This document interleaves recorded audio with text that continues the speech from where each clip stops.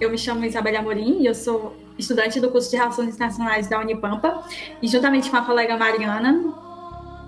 Oi, tudo bom? Eu sou Mariana Binadé. Esse podcast ele vai ser feito um jogo de perguntas e respostas para a gente entender sobre o assunto, né, sobre essa temática. E a gente já começa trazendo uma questão teórica. A gente teve como base, né, o artigo do professor Fábio Nobre sobre a radicalização do budismo de 2017. E eu já te pergunto, Mariana, o que tu achou dessa explicação da violência através da teoria, né, triângulo da violência do autor John Galtung? Sim, eu achei bem interessante, né, porque explica bem sucintamente, né, a violência em 3 dimensões, onde na ponta de cima fica a violência estrutural, que se entende como indireta e invisível, se analisada rapidamente, né, e tem altos e baixos. E na ponta esquerda, a violência cultural, que tem variâncias e permanência na sociedade, né, e está na sustentação das demais violências e está conectada aos dos indivíduos. E, por fim, na ponta direita do triângulo, se refere à violência direta, que condiz com o fato, né, realmente a violência em si, e que condiz, né, como a gente está falando de relações internacionais, no ato internacional. E antes de ler o artigo, né, do professor doutor Fábio Nobre, eu nunca tinha escutado falar sobre o Triângulo da Violência, de John Galtung, que foi adaptado depois em 2011, né, por outros autores. Sim, quando a gente estuda, né, sobre a questão da violência, a gente vê mais a questão da guerra, né, nas teorias de RI, principalmente com a teoria do realismo, né? Sim. E, Isabelle, já que a gente está falando dessa questão aí do budismo no Myanmar, como começou as tensões entre os budistas e os muçulmanos no país, né? Veio a presença, né, dos muçulmanos no território birmanês, ela acontece desde o século XI e ela se iniciou em razão das trocas comerciais que haviam na região. Mais adiante, a migração dos muçulmanos, ela ocorreu em razão dos trabalhadores que atuavam a serviço do Império Britânico. Esses imigrantes eles eram compostos principalmente pela etnia Rohingya, que se deslocavam para o Myanmar. Esses deslocamentos, essas migrações, elas acabaram por aumentar a xenofobia no país, principalmente no estado de Rakhine. Para a maioria dos birmaneses, eles não consideram a etnia Rohingya nacionais do país. Para eles têm essa visão, né, de que eles são imigrantes ilegais. E oficialmente eles são considerados apátridas no Myanmar. E já trazendo também essa questão do budismo, Mariana, eu queria que tu explicasse, né, assim, fazer uma breve introdução, um resumo sobre o que é o budismo. O budismo foi constituído na Índia em aproximadamente 528 a.C. pelo príncipe Siddhartha, o Buda, o iluminado, né, que eles chamam, cuja existência se levou aproximadamente de 563 a.C. a 483 a.C. E hoje em dia a maior concentração, né, dos seguidores budistas se localiza na região do leste asiático. O Buda, né, que é o deus deles, diz que um dos e seus ensinamentos, que ele chama de Dharma, estão disponíveis para qualquer pessoa sem exclusão de etnia, raça, classe social ou qualquer outro motivo. O budismo ele utiliza da meditação como forma de autoconhecimento e, sendo assim, ele entende que quando o indivíduo conhece a si mesmo, possa enxergar a vida e as pessoas de outra forma, entendendo as raízes do seu sofrimento e suas práticas nocivas a ele mesmo e ao outro. A filosofia budista, ela não condena ter bens materiais e riquezas, mas diz que o sofrimento está no apego, e esses bens e a vontade insaciável de querer além do que já possui. No budismo, né, a prática do bem é importante devido ao conhecimento do karma, onde o Buda dizia que toda ação gera um karma, né, toda ação gera uma reação para essa ou outras vidas. Diferente de como outros pensam, a yoga não é uma prática budista, né? E hoje o yoga está muito presente, né, na mídia, né? Então, por isso que eu resolvi puxar o yoga. E a atividade foi sendo inserida no budismo devido à aproximação da religião com o hinduísmo, que adota a prática. O ensinamento principal do budismo é instruir o homem ao desejo em qualquer circunstância e fazer o bem e não o mal. Porém, os ensinamentos do Buda, né, o Dharma, são muito mais profundos tem por objetivo ajudar os seus seguidores a alcançar a plenitude da vida real através de 4 nobres verdades, que são elas: a insatisfação existe, ou a nobre verdade do sofrimento. A segunda é: há causas que geram insatisfação, ou, em outras palavras, nobre verdade da causa do sofrimento. A terceira: a insatisfação pode ser resolvida, ou a verdade da extinção do sofrimento. E, por fim, a quarta: o caminho óctuplo de Buda, que seria a solução prática para a insatisfação. E após a morte de Buda, 2 escolas budistas chamadas Theravada e Mahayana foram criadas para representar seus ensinamentos. Porém, elas se diferenciavam em suas interpretações sobre os ensinamentos de Buda, né, ou Dharma, e se dividiram ao longo do tempo. Porém, todas as vertentes budistas, elas seguem os ensinamentos de Buda e aceitam as 4 nobres verdades como base para os seus seguidores, mas praticam e acreditam de maneiras diferentes para alcançar a iluminação.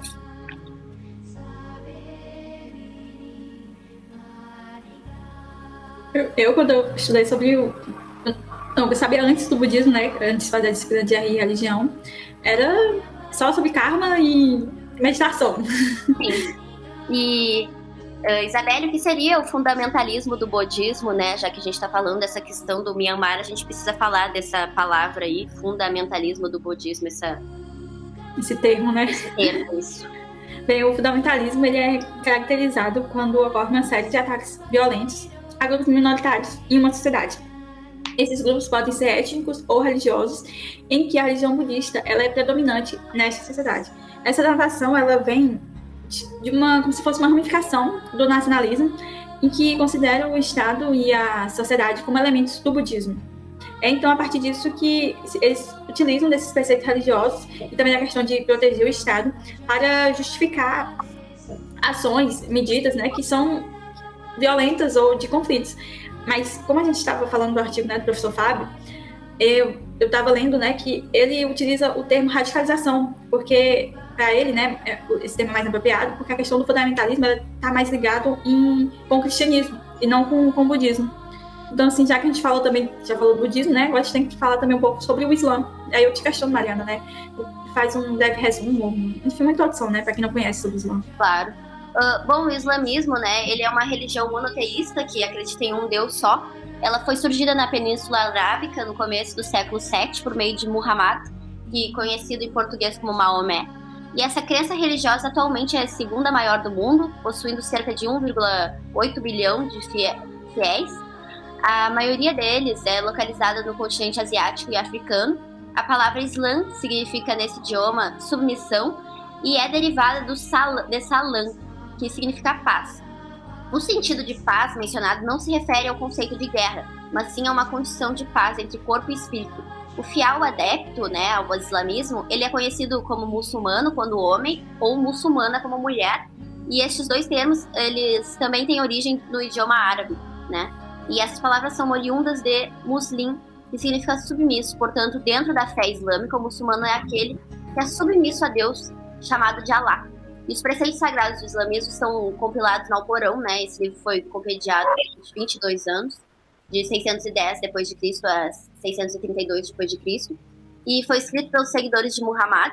O profeta muçulmano recebia a revelação de Allah e repassava a seus seguidores, que então compilavam, né?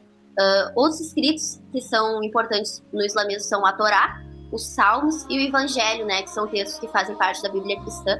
E os muçulmanos, eles acreditam que Allah julgará a todos em um julgamento final, condenará ou salvará as pessoas com base em suas ações em vida.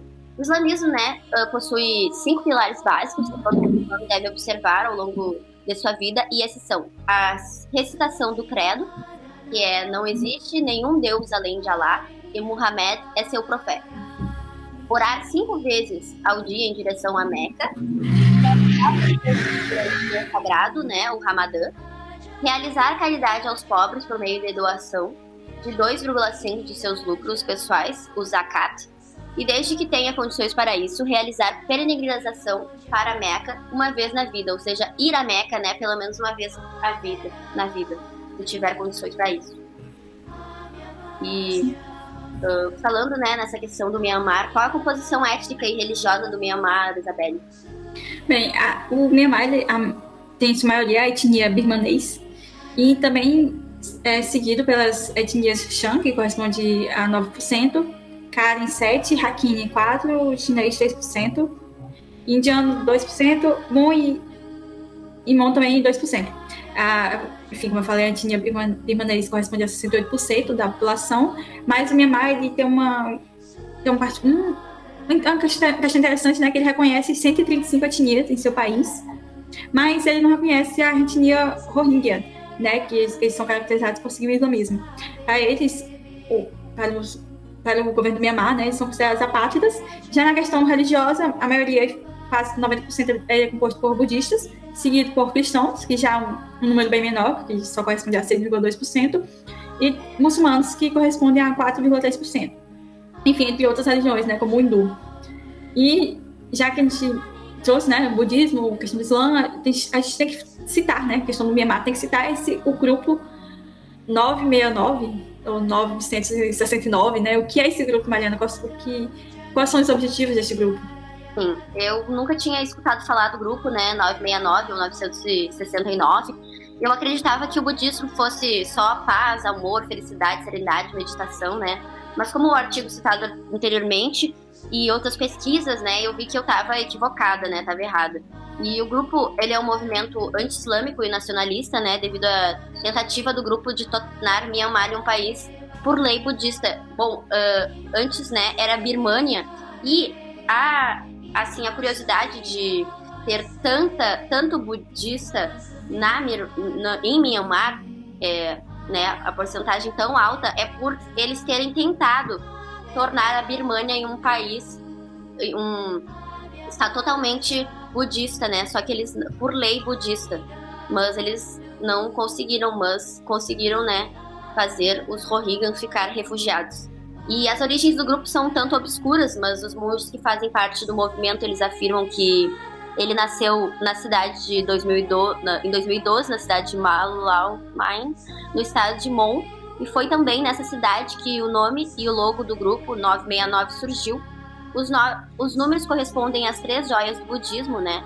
Os 9 atributos de Buda, os 6 atributos de seus ensinamentos e os 9 atributos de Saga. Os birmanenses budistas ainda ocasionalmente usam 969 como uma abreviação da gema tripla. E o logo do grupo inclui, além dos números 969, em caracteres birmanenses, um pilar de pedra rodeado por 3 leões, que representa o antigo pilar do imperador Ashoka, que teria se convertido ao budismo depois de conquistar a região que hoje é a Índia no século III a.C. E é importante salientar, né, que não são todos os monges, né, não são todos os budistas que compactam com o grupo. E o grupo vê o símbolo 969 como uma resposta ao número 786, que é a representação numerológica do Bismillah Ar-Rahman Ar-Rahim, em nome de Allah. É uma abreviação usada por muçulmanos em países asiáticos para representar o Islã. O número geralmente é exposto em restaurantes para indicar que lá serve comida halal, mas também funciona para mostrar que o estabelecimento é propriedade de um muçulmano como reação, né? A isso, o grupo 969 ele distribui adesivos com o logo do movimento para seus seguidores, para indicar que o estabelecimento pertence a um budista. E dessa forma, há um estímulo para que os budistas comprem apenas em negócios budistas, boicotando os estabelecimentos pertencentes a muçulmanos. E, bom, depois desse panorama desse grupo, né, quais foram os acontecimentos nos últimos anos, né, no Myanmar e nessa questão? Bem, em 2012, as aldeias que pertenciam aos Rohingyas foram queimadas, além de eles terem sido expulsos de suas terras, né? Essas terras, depois, elas são repartidas para outros grupos étnicos, e essa ação acabou deixando 140 pessoas mortas, além de 100 mil desabrigados. Em 2017, o governo do Myanmar enviou tropas para o estado de Rakhine, com a alegação de aumentar a segurança no local, e nessa época também houve ataques do grupo paramilitar ARSA, que ele foi criado para defender os Rohingyas das violências cometidas pelo governo. Esse grupo ele atacou 20 postos policiais, que resultou na morte de 71 Rohingyas e também de 12 oficiais das Forças Armadas, no Mianmar. Em resposta, né, o Mianmar acabou reprimindo ainda mais, proibindo as viagens dos Rohingyas pelo território do país. E os militares também destruíram as aldeias e expulsaram os moradores da região. Os números, né, dos mortos, eles são bastante incertos, porque enquanto a ONU disse que morreram 1.000 pessoas, a ONG Médicos Sem Fronteiras fala que o número de mortos passa dos 6.000. E outra consequência disso foi que aumentou o número de refugiados, né, principalmente aqueles que se deslocavam para Bangladesh. Já as autoridades oficiais dizem que essa repressão, né, essa onda de violência, é destinada para o grupo ARSA, que é considerado um grupo terrorista no Mianmar.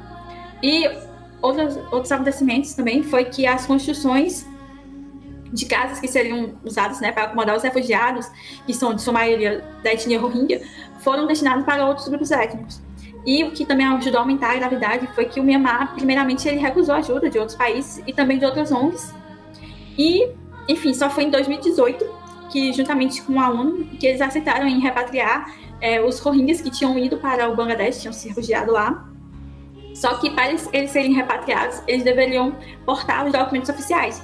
Só que, enfim, os Rohingyas são considerados apátridas. Eles não têm nacionalidade do estado do Mianmar. Então, muitos deles não têm documentos. Então, o que ajuda ainda mais a demorar a solucionar esses conflitos, né, essas violências. E já em 2021, uma questão mais recente, o Mianmar sofreu um golpe de estado pelos militares, o que acabou surgindo, né, implodindo no país uma onda de conflitos civis, que são formados, né, por birmaneses que se juntam em grupos armados e entram em conflito com os militares. Essa questão acaba trazendo, assim, a gente não tem informações concretas sobre a questão dos Rohingyas, né? Então fica uma questão assim, meio incerta, se eles estão sendo perseguidos, o que está acontecendo com eles, né? E já trazendo mais para a parte final, né? Sim. Do podcast, só um breve resumo, né, do que a gente abordou até agora. Quer falar, Mariana? Pois é, como a gente viu, né, a gente viu as questões do Mianmar. Primeiramente foi apresentada a teoria, né, do Jonah Galtung, que apresenta as dimensões da violência em formato de um triângulo, que o mesmo vai chamar de triângulo da violência, porque se divide em 3 dimensões. Foi comentado também sobre os fundamentos básicos do budismo e do islamismo, para entendermos um pouco, né, por que acontece essa questão toda. Vimos como o grupo 969 se desenvolveu, quais eram seus objetivos e quais os significados de seus números, e por que esses números foram escolhidos para ser o nome do grupo. E, além disso, apresentamos o quão antigas são as tensões entre budistas e os muçulmanos no Mianmar e como elas se caracterizam atualmente com a repressão e a etnia rohingyana no país, né? E muito triste isso, muito triste essa coisa tão atual, essa guerra, as ondas de violência, né? Exato, a diversificação da cultura e das religiões devia ser uma coisa legal, uma coisa rica, né? Uma coisa para enriquecer o país, e eles fizeram ser um ato de terrorismo, um ato de violência, né? Sim. A questão a gente vê, o Mianmar reconhece 105 etnias, né? Deveria ser algo celebrado, né? Mas, enfim, eles tratam, até hoje, né, tem essa percepção de que os Rohingyas são imigrantes ilegais, e já se tem relatos de que eles estão há vários anos já no território do Mianmar, né? Então é isso, né? A gente gostaria de agradecer por nos ouvir até aqui. E mais alguma coisa? Não, só queria agradecer também. Muito obrigada por nos escutar até agora. Muito obrigada por Ana Carlete e pelo professor Fábio por nos dar essa oportunidade de falar em um podcast, né, em conjunto com o CEPRIR. E é isso. É isso, então, muito obrigada. Pois, tchau. Tchau, tchau.